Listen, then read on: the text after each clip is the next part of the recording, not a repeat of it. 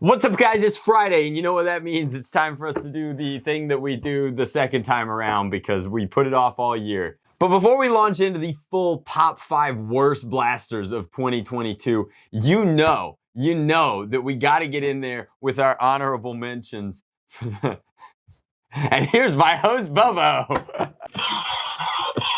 All right, so I'm here to keep this thing off of the top 5 list, and Bobo is here to explain. Oh boy, you're gonna lose, buddy. This thing is garbage. Let's start off with the looks. Remember in the Mando? I haven't seen it, but I've seen pictures. Remember how the barrel was white? Remember that? Remember how it was white with orange on the front?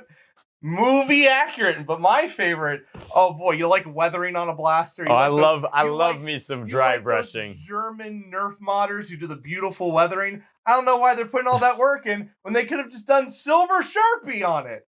Beautiful. Hasbro killing the accuracy game here with someone going over with a paint pen. Beautiful. Hey, are you right-handed? Me too. Oh man, when I aim down sights, boy, I like to crank my head over to where my left eye is and look down a scope that has blurry plastic. I can't see anything, Drac. How am I supposed to shoot things when I can't see them?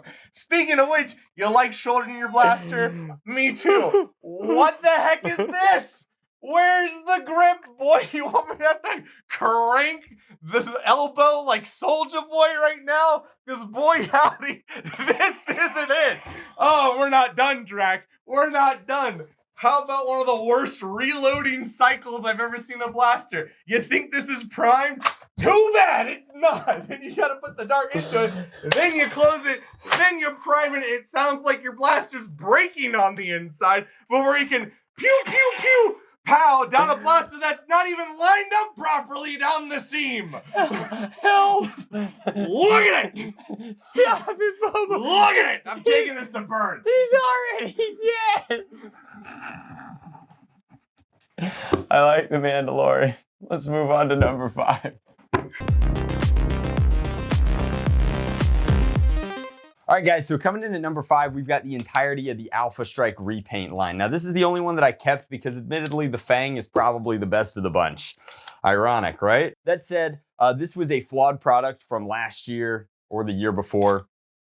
Panini math gets a little bit weird, and instead of actually like canning or redesigning the product, they instead took all of the consumer critiques, recognized it as valid, realized that it flopped in industry, and then they slapped a Band-Aid on it. So I made this kind of meme about it on TikTok that blew up, but I should do it for you guys here, which is effectively that like in a world where you want them to make something new, what you get is the same Garbo mold with a little bit of plastic on it so that instead of physically injuring the user, now they can keep selling the same bad stuff year after year. Just as a fun fact, the entire blaster breaks down this way.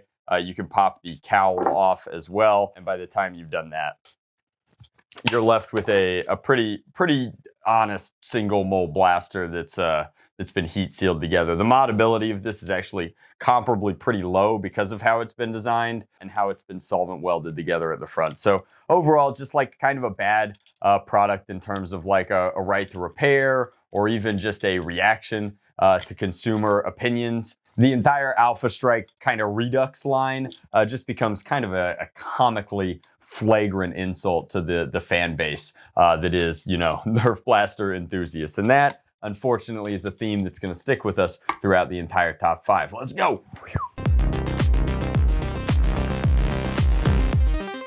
Coming in at number 4, we've got this. This is the Buzzbee Thundershot, and it's unusual to see a Buzzbee blaster on either list. Buzzbee, for lack of doing major innovations in their design, has kind of recently been this real mid-ground of like, you want a blaster, you're not like super into blasters, maybe you need one for a birthday party, and they tend to be on sale at Walmart relatively affordably. And they're a good middle ground. I mean, in general, they work. They don't do anything stupendous, but they're not bad. And this is a pretty firm departure from that statement. So this is the Buzzbee Thundershot, and it makes the list, maybe because it just doused a lot of hope that I had, but where is it? Buzzbee reaches out. You'll note that I've never opened this blaster.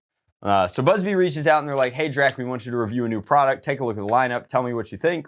And I'm like, oh man, the revolver, the ginormo comical, like cartoon revolver, sign me up. I'm in.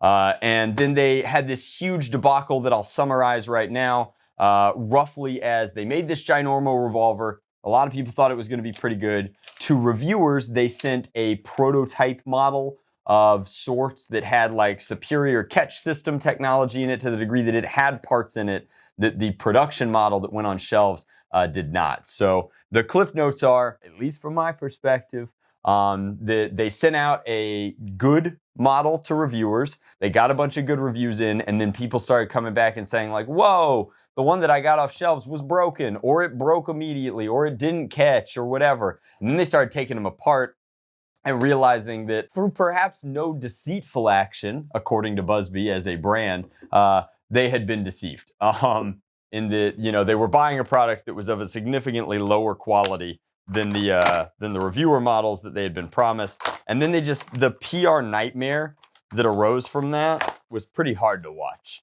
And so I was in this really weird position where I had been sent one of the review models, and I was like, I'm not going to promote a product that isn't functionally the product that's on the shelves. And they stirred up a bunch of stuff. It was not a good look for anybody. As far as the blaster goes, the blaster itself is a pretty interesting, I guess, hammer shot alternative. But that wasn't even a good shot. And it kind of sounds like mine wants to break. But this is a great concept gone wrong. And it's sort of heartbreaking that the way that they handled the media with the community was to try and put it off as long as possible. And then ultimately, there is no real resolution, right? I mean, you're still in a real toss-up situation as to whether or not you're getting a functional or a broken Thundershot if you happen to see one on shelves this holidays and are going to pick one up. So you just lose a lot of faith there, and that gets you number 4.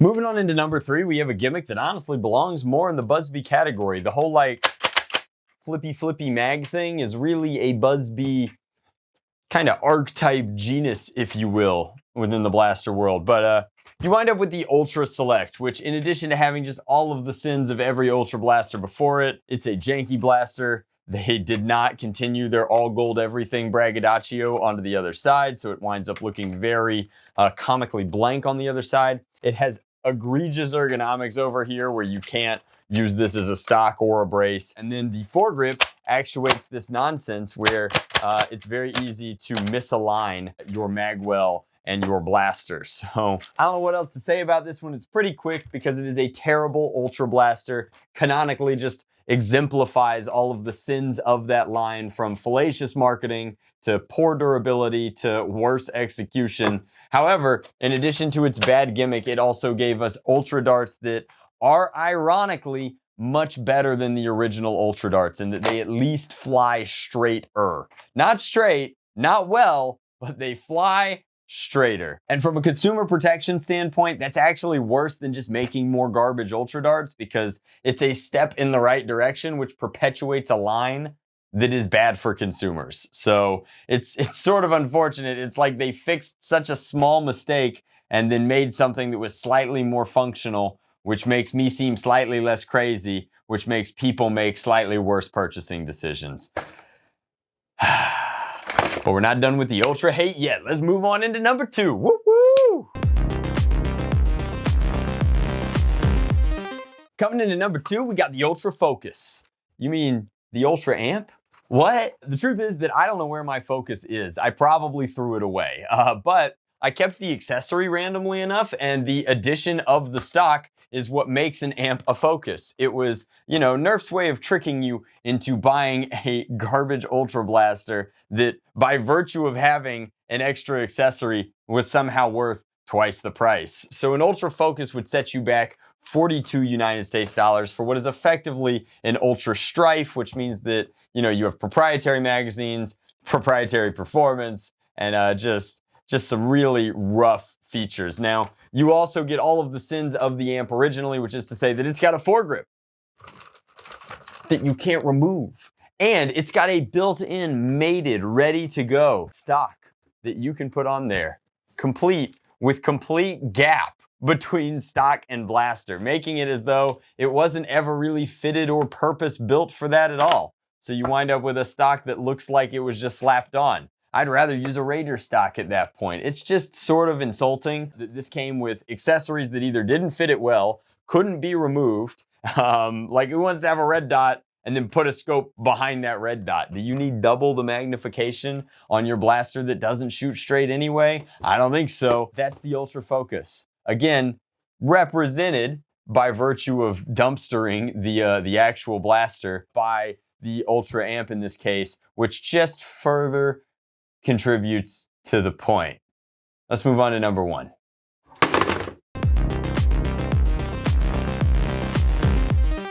So coming in at number 1 is the entire Hyper line. Yes, the whole thing. Why?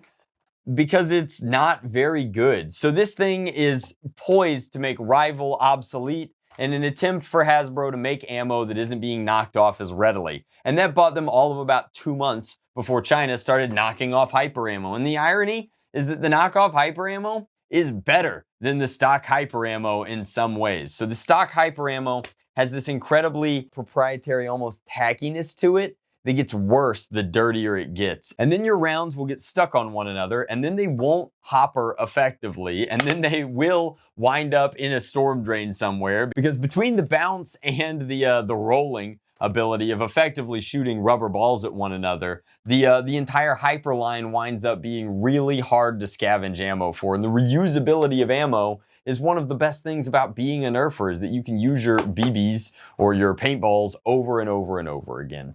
Now, the downsides are many. By virtue of being hopper blasters that don't properly hopper, you can never really tilt your blaster left or right. You have to be straight all the time, and even then you will have some misfeeds just in normal, nominal operation. The accuracy of the blasters begs for a hop-up tab, and I've tried to solve that problem on some of them, but others, particularly this being the worst, the Siege blaster of the lot, just don't have a great way to integrate that hop-up feature. And for something that was so iconically perpetual in the design language of Rival, you wind up with something that's just like, how did they miss that? Why did they miss that? Did they rush this to market?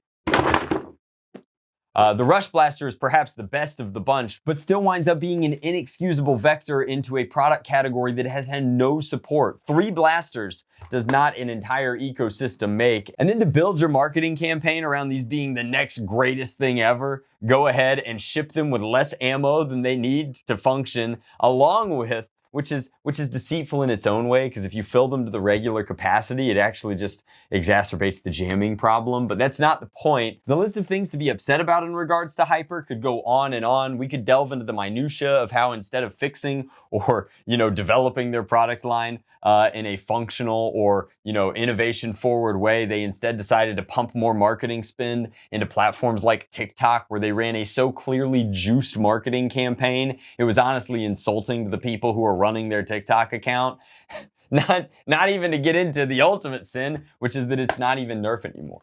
In a world where Hasbro's been trying to shove its Nerf or nothing down our throats for the last 3 years in the hope that we won't notice their competitors, they stopped making Nerf. This isn't a Nerf blaster. It does not fire foam. This is a rubber bouncy ball shooter. I get more value putting quarters into gumball machines than this thing. The ammo is expensive, it's easy to lose, it becomes worse over time, degrades quickly, although it doesn't degrade environmentally at all. And on top of all of that, I don't think this thing ever could have passed a choke tube test, except the ammo happens to be spherical, which maybe, who knows, maybe the rubber lubricates on the way down. The entire thing is pretty wild, and truth be told, it's just insulting from an enthusiast perspective that the company with the most resources to make the coolest stuff is just chilling to us 2 years in a row. So I'm thrilled that this year the top 5 wasn't entirely Hasbro blasters, but man, they make it close. And with all that said, we're gonna dial it down. We're gonna end this one on a high note.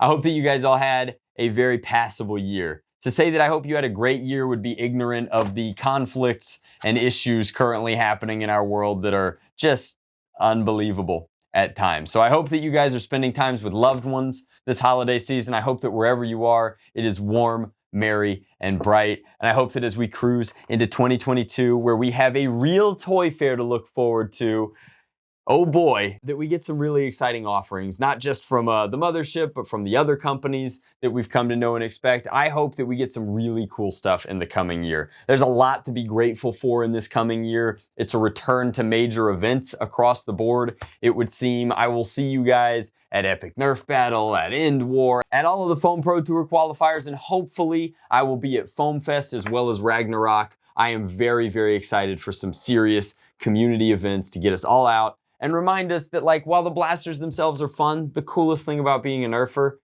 is interacting with other Nerfers. I'll see you guys on the battlefield. I hope your year's been amazing. Much love. Blast on. Drac out.